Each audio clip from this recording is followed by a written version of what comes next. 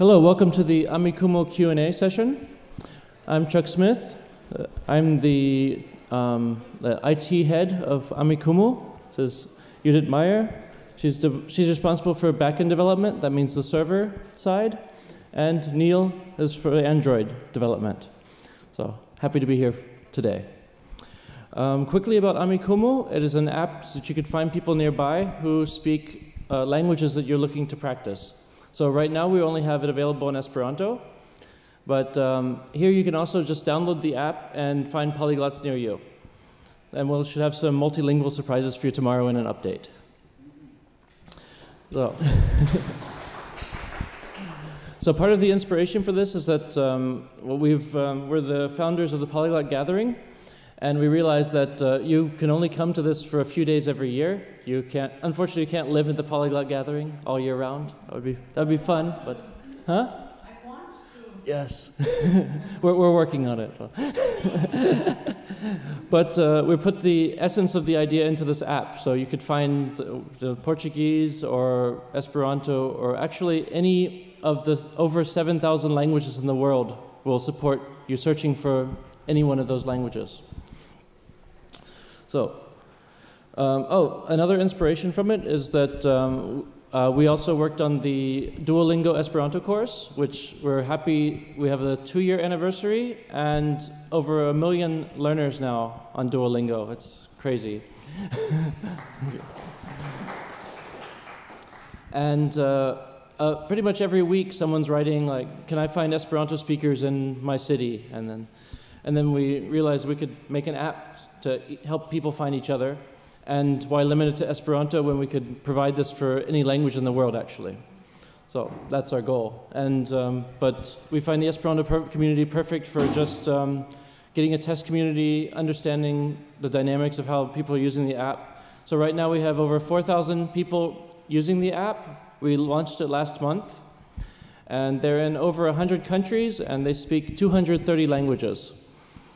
So, and actually, I can show you, first time I presented this publicly, our internal statistics. I don't know if you can see it from back there well, but yeah.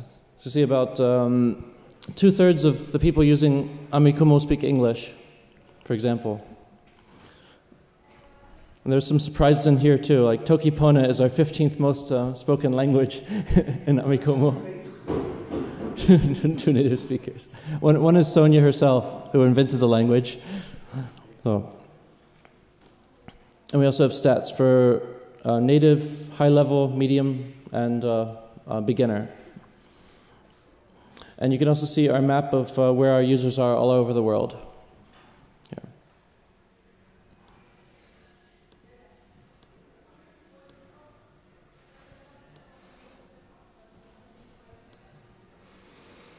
It's grown a lot in Bratislava for some reason in the past couple of days. I think we have about, I think it's 65 people in Bratislava now using the app. So there were 6 just a few days ago. All right, so that's all I really wanted to talk about now. This is a Q&A session, so we're open to your questions about anything, unless you want to add anything, or no? Okay. Yes? Why is the interface only in Esperanto? Like from the technical point of view, would you not have difficulty with English? Yeah, repeat the question. Okay, the question was why is the interface only in Esperanto? Well, because initially this app was for the Esperanto community, and having an interface in one language is always easier than having it in several languages. It requires extra programming. But actually Neil has been working on the English interface, so the Android app will have the English interface very soon. How soon? Tomorrow. Tomorrow you can use the Android app with an English interface, and the iPhone app will follow eventually, but I think that being polyglots, we're also able to use the interface in Esperanto. As long as you can find people who speak Quechua or Swahili, the interface should not be a problem. Yeah, if you go to the bottom of our list here, you can see some of the more exotic languages people are using in the app. Oops. There we go. Yes? Would it be possible to do a short demonstration of the registration process started? I don't have anything to connect my phone to a projector right now, but we don't have it on the website. But the beginning is you open the app. It'll ask you if you want Esperanto or English. You'll unfortunately have to choose. Well, today you'd have to choose Esperanto. Tomorrow we'll have English available for Android. And you click through, and then you hit create account. That's krei konton. And then you just enter your name, email address, and password. And that's all we require. And then hit the create button, and you've got an account. And then optionally, well, yeah, you, of course, putting in your languages is useful. Put in your languages, what level they are, add a photo, a description for your profile, and you've got an account. It's, yeah, and if you have any questions, you can find one of us, and we'll help you through it as well. Yes? With Esperanto, a lot of people are happy to speak the language just to practice it, but when you expand to other languages, if I want to find somebody who speaks Maltese, what's the benefit of that Maltese speaker for signing up for Amikumu? Because for instance, I don't want to speak German just to practice my German. I don't need that. Why would the Maltese speaker sign up to provide Maltese for the benefit of me? So the question is, why would people of national languages like Maltese choose to use Amikumu? And there's several reasons. There's one, maybe that Maltese person wants to practice other languages, so they sign up for that. And another reason is that some people want to reconnect with their roots. So maybe that Maltese person moved to, say, Berlin, but wants to speak Maltese to get back in to feel their home country. Other reasons is they might just enjoy helping people learn Maltese. So there's a lot of reasons, but a lot of with the motivation is a lot of what we're going to be researching in the future and why we haven't already released it in every language. Because it's important for us to really understand that. And that's also the reason why we're planning to expand by city and instead of by language as the original plan was for the app. So, and probably our first cities will be Sydney and Berlin, but we haven't finalized that yet. So currently in our user base, our most popular city is Sao Paulo, followed by Seoul and Berlin. I know London is 5th, and I'm forgetting the 4th right now. But it's, we've been amazed that the coverage has really been worldwide for the app. Yes? Do you have any anecdotes, Chuck, that people have used? I know the app works because I've used it. Mm-hmm. Have you received any anecdotes from people that I got Amikumu and for the first time I've spoken Esperanto with people?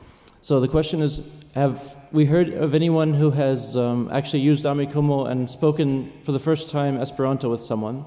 And we've had several reports like that. It's been pretty amazing, just people saying, thank you so much for providing this. I had no clue that there was someone so close to me who spoke Esperanto. So yeah, it's definitely happening.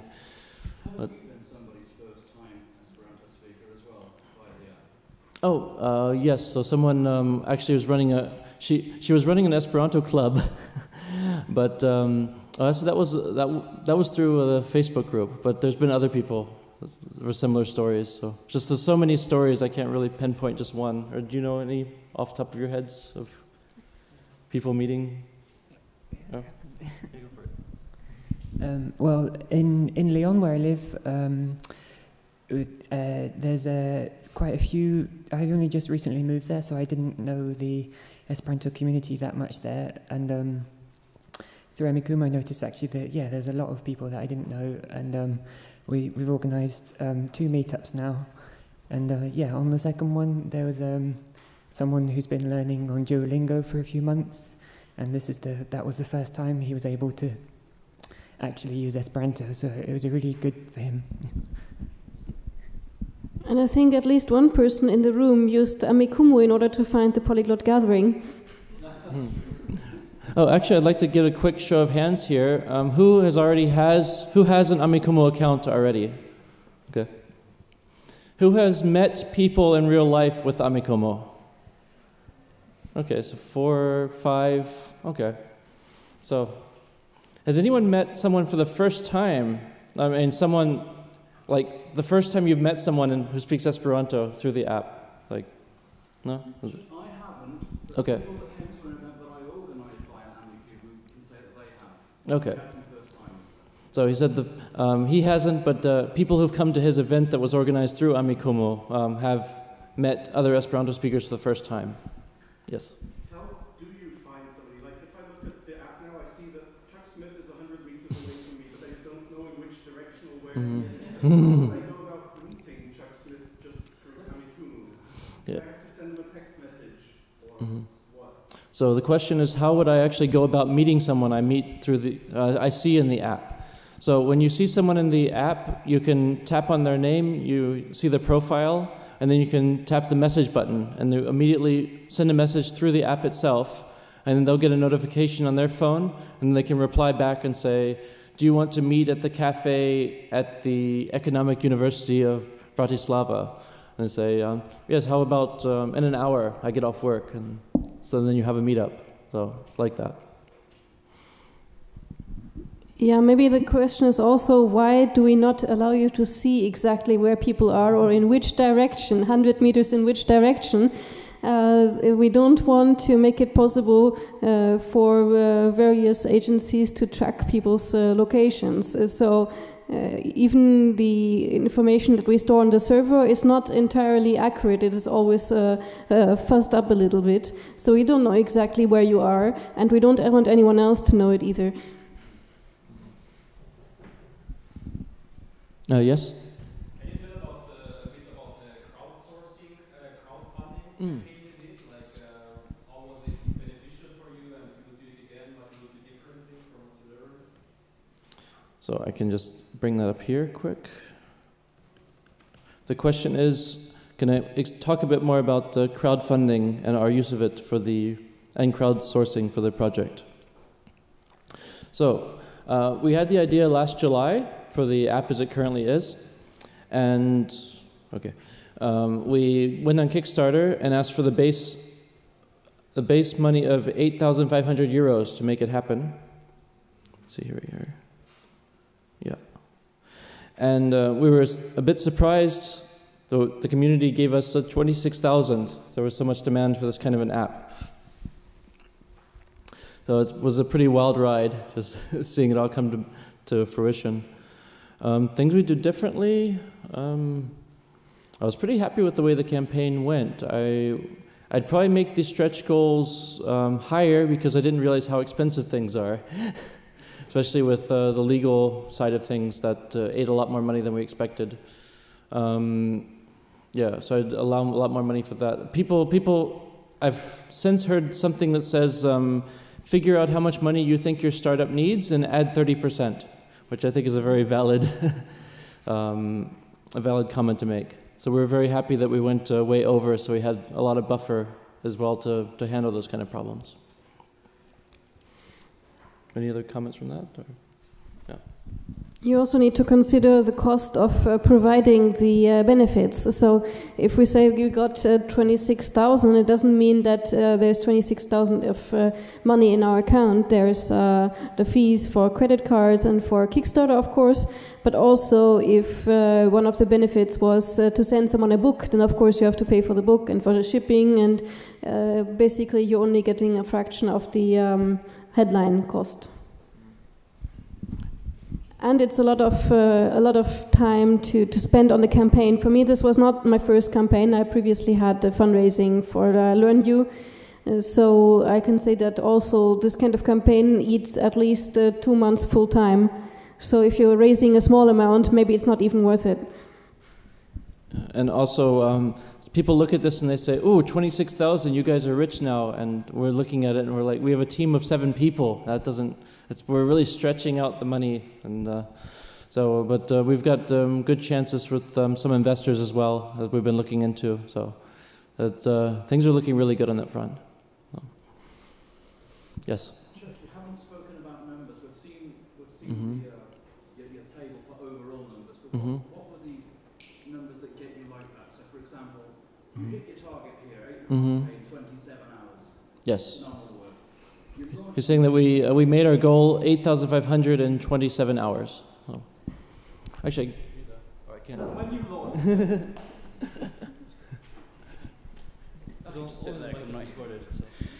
I was asking Chuck to speak about numbers. We've seen the table that he's put up, but there's a story that, bang, he just does everything, or the team did everything like this. So they had to hit their target of €8,500. They give themselves, was it 30 days for it? And smashed that in 27 hours. So Chuck, when you launched Amikumu, give us some numbers. Did it just sort of take off with a trickle? Did it run out of the gates faster than you anticipated? Give us some numbers.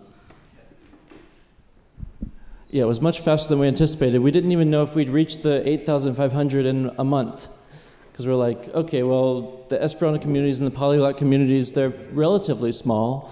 But yeah, we were really surprised at the support, and it's just crazy. And also the sponsorships that we have. Let's see, I don't think they're listed here. Oh, they're down here, yeah. We're very impressed by the sponsors. We have the Universale Esperanto Asocio, Esperanto Association of Britain, Edo Foundation, and UTalk is also a sponsor here. And we're just amazed with all the outpouring of support with all these great organizations as well as individuals. I don't know what numbers I can really give you. About the launch of the app. Launch of the app. Oh, so the app launched a month ago. We have over 4,000 users, 100 countries. What about the first 24 hours? 1750. We did a rolling launch, really. We initially just invited a few people, and then we invited a few more, and then a few more. So it's not like you can say at this point we reached so many users, because it's essentially however many users we wanted, we had. Yeah, it was a very controlled rollout. I think that's what you're going for now, is the rollout, more or less? Yeah. So we started with a very small alpha phase, testing phase in, well, there was an Esperanto event in northern Germany. And after that, we had about 50 users, and just to sort of get a feel of the basic functionality. Then eventually we rolled out to beta a few months later. We had about 450 users, which was good for just basic testing. And then the full rollout. And I mean, I think the first 24 hours we had, yeah, so almost 2,000 users already. So just like, the people were just waiting for it, and just boom. Exactly. So, and crazy. So we're hoping that when we go to other communities, we'll have very similar results. Just get the hype going, and then, yeah. Yes. What would be the next functionalities available to the 5 years? Apps or group chats? Or yeah. So right now we're looking at group chat is a big thing, because we're seeing a lot of the, like, I organized an Amikumu event in Philadelphia, and I only spontaneously organized it the morning of the event, and we ended up having 6 people just show up at the cafe. But the trouble was, organizing it so spontaneously is quite difficult and challenging. So we want to add group chat per city. And the idea too is that, say we have Berlin, like we launched for Berlin as well, then we would have like the French chat, the German chat, the Welsh chat, and basically for every language. And then it's a way that you could more passively learn the language as well, but without notifications for every message, because that would be ridiculous. But just a way that you could say, like, I feel like reading a bit of Welsh right now. So you go in and you read what's happening. And there are people near you, so there are also people that you could eventually meet. And I mean, one complaint we have was, especially from women, it can feel a bit intimate to send a message to someone without knowing anything about them, really. And with the group chat, you can sort of get to know people before making a contact to say, do you want to meet up? So, yeah, we think that the group chat will be the next functionality. But we're always analyzing, well, everything. And we're always having debates in the team. Where do we want to go next? And so that can always change as well. So we really want to have local clubs and groups, events. So it's hard to figure out the roadmap, really. We're sort of on a month-by-month basis. And what about the maps? Do they will be available to the final user or not? So for the question is if there will be maps for the final user. We'll probably have a general map on the website, but we probably won't have a map in the app, because we've gotten a lot of response, especially from Chinese people, that they're really, they feel afraid of the maps.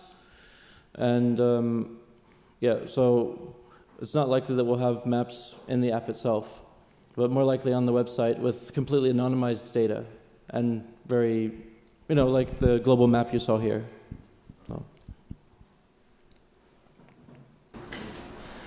there any more questions? Yes. It's free, isn't it, Chuck? You just go to amikumu.com or go to the Play Store and you download it. Do you have any... You need to take money in, but you've got to run a server, if nothing else. Do you have any intention of offering paid services? Yeah, so the question is that, well, it's a free app, but are there going to be paid services in the future? And yes, we have gold membership. That was also part of the Kickstarter campaign. We'll have extra features like being able to teleport to other places. Like you say, oh, I want to travel to Bratislava next week and I want to already see who's there before I arrive. So that would be one of the features with the gold membership. And we also, we'll have to pay for the servers in our team. So we plan to also have ads, but we want to have ads that are very targeted to the languages. So if you're an intermediate speaker of German, then you would receive ads about intermediate materials of learning German, things like that. So very targeted things that you would want to see. So we want to make sure to not have ads for things you don't care about at all. So. Yes. Yeah. When you start launching for the app for more languages than just Esperanto, how will it work? Is there, because now I look at the app and it's just a list of the people nearby, but will there be a separate list for people who know this language and this language and this language? Yeah. So starting tomorrow, you can get the update where of the app for Bratislava. It'll be a 1-week test here, and at the top corner there'll be a language selection. Then you hit that, and all the languages you speak will show up in a list, and then you just tap that, and so you could say Dutch, and then you'll see the Dutch speakers near you. Yeah. The Android is that already when? Also tomorrow, right? It's ready. Yeah. So it should be for both iOS and Android tomorrow with the language selection, so you can try it out here in the gathering. Can you specify the level of your language? So the question is, can you specify the level of your languages? So we offer. So we originally thought we would have the European reference scale of A1 to C2, but even thinking of my own German, I'm like, am I C1? Am I C2? And if you take it outside of, say, the polyglot community and to general language learners, they don't really understand this scale. So we settled on beginner, intermediate, and advanced, which pretty much correspond to C, B, and A, and also native, of course. So you can, if you're searching specifically for native speakers, you can find those as well.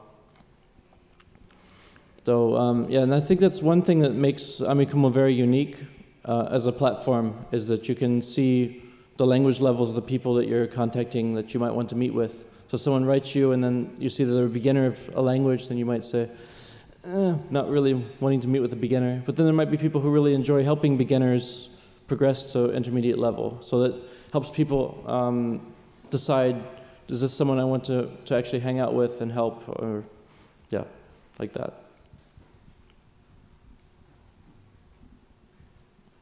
Yes?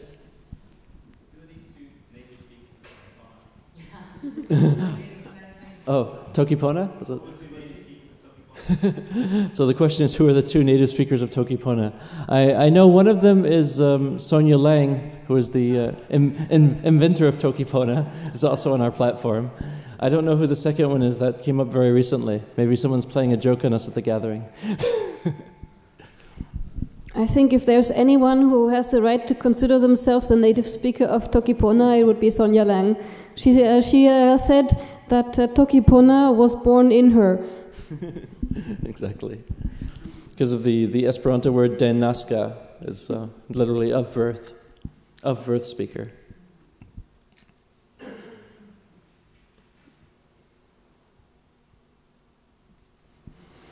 Yes. When do you anticipate that the exclusive version will end and you will open to the public? Which version? The exclusive version right now, the beta version.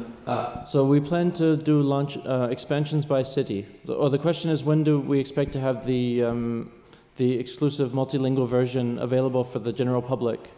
And we plan to launch by city, so probably either Sydney or Berlin first.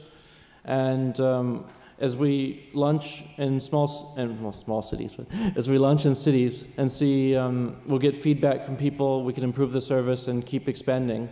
Because actually the biggest complaint that we have now with the app is that people are too far away from me. So, because we see people, and well, I can show you on the map here. There's been amazing seeing people in even small islands, like down here. Like, there's no one near me. So the idea is we want to start launching in major cities and then eventually open up the full platform once we have enough people there. We don't really have a timeline yet for when. It's basically when it's ready. So we've been collecting addresses in Sydney already to do a launch there. So it'll probably be first in Sydney. But also that's more of my the CEO lives in Sydney, so it's more of his side of when he feels it's ready for that. Yes. Yeah. When you say you launch by city, what exactly do you mean? Because it's a web app and can't I download it from anywhere? You can. So the question is, what does it mean to launch by city? So if you launch and it's not available in your region, you can create an account, but then it'll say that the app isn't yet available in your area or for your language. So yeah, it's just. It still allows Esperanto for everywhere, right? Yeah, you can use Esperanto anywhere, because that's sort of our test community to begin with, but. I can't ask you when it's going to be in my city because you don't know, right? Right. It's still very early. I mean, we only launched a month ago, so.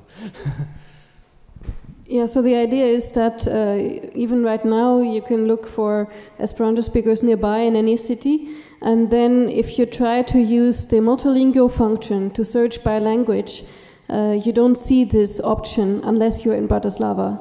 That is why we're saying we're doing a test here. And then afterwards, this function will be hidden from anyone except in Sydney or Berlin or wherever we're testing.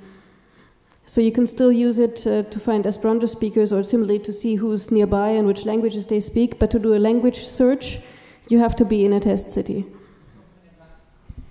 And a lot of the problem is a lot of these, we've seen lots of language apps like this be founded and die out. And it's exactly this reason that they don't plan their community expansion. They just say, we're open, and then like one person will download it in Sydney, one person will download it in Beijing, and then they'll all be like, oh, no one's there, delete. And so you really have to do a focused launch in each city to make sure there's a big enough community. Yeah, that's the tragedy. You download this app, let's say you're in Berlin, and you're the only one in Berlin, and then you delete the app. And a week later, someone else downloads it in Berlin, sees that there's no one in Berlin or only an inactive profile, and deletes the app. And the same a week later and a week later. So we really want to have the concentrated launches.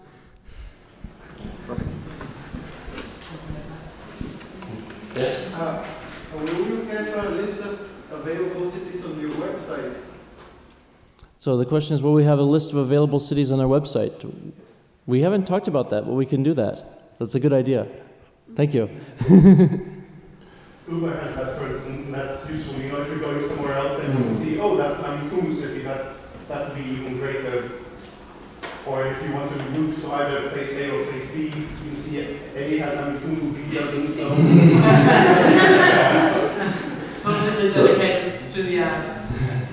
So the comment was that Uber has this functionality where you can see which cities Uber is available with, and I think this is a great idea.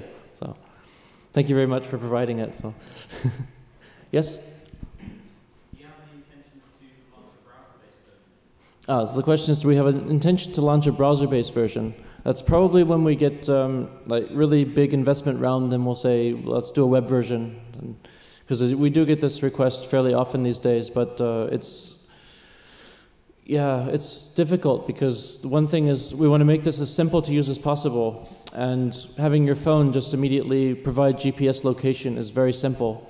Whereas if you have a website and you're like, okay, I just arrived at the conference and I'll set up my laptop right here, and then I'll go to the map and I'll click click, click, click, click. Oh, there I am. I'm over here, and it's very painstaking to do, and it also eliminates the whole feel of people writing you and immediately having meetings.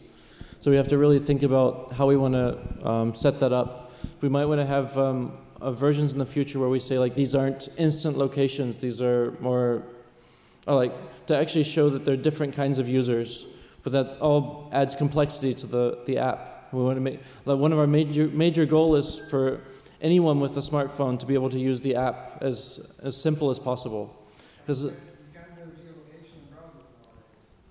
you can do geolocation in browsers these days, but a lot of people don't understand how it works, or it's confusing. And I mean, that would chiefly be for meetings that take place, I don't know, tomorrow, the day after. It would essentially be like existing language partners, sites that allow you to find people in your own city. For me, what's really interesting and new about Amikumu is that, okay, I don't want to just talk to anyone on the street, but maybe if I'm at the airport, I went through security and I have an hour to kill, I can see that there are other polyglots at the airport, also in the secure area, and I might find them and say, hey, let's practice some French, let's practice some Spanish, whatever. There's this chance to use dead time when you're in a place anywhere, anyway, and you just want to practice with some people nearby. Yeah, like I heard one example of someone in, there's an Australian and a German in Tel Aviv, in the outskirts of Tel Aviv, and they both downloaded the app and realized they were 300 meters apart. And so, oh, that's you. Yes, I'm a German and the other one was Australian. Okay, so you know exactly what I'm talking about then. That's amazing. So he said he's the German that was the one I mentioned in my example. So, and the thing is, you probably wouldn't have just went to your laptop and clicked through maps to see I'm at this location, or maybe you would have, but the other one wouldn't have. It's much less likely. Oh. Yes? Yeah, I ended up using Amikumu to get a taxi share here from the airport. Yeah, so someone here used the Amikumu to get a taxi share here from the airport, so already saving money with Amikumu. But actually that points out this is a communication tool, and we can't foresee all the ways. When we made this, we had no idea people would use it to find a taxi share. We thought about this, and there was a doctor in Washington, D.C. that wrote and said, sometimes I get patients who speak minority languages that no one on our staff can speak. And with Amikumu, I'll be able to go in and search for people who speak this language and possibly get an interpreter and save this person's life. So it's just amazing applications that we're finding that we had no idea before we started. We have we still have 10 minutes left. More questions. I think everyone's anxious to go outside. Okay, I think there's no more questions, so thank you very much for attending, and we hope you'll download the app and try it out. And if you have any problem or any questions, we're here another 10 minutes if you want help installing, setting up your account, or anything like that. Okay, thank you very much.